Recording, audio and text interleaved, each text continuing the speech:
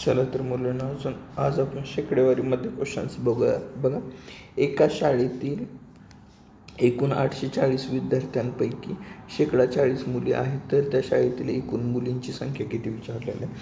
म्हणून एका शाळेतील विद्यार्थ्यांपैकी 840 म्हणजे मुली असणार आहेत. 840 विद्यार्थ्यांपैकी 40% मुली आहेत, म्हणून 40% मुली.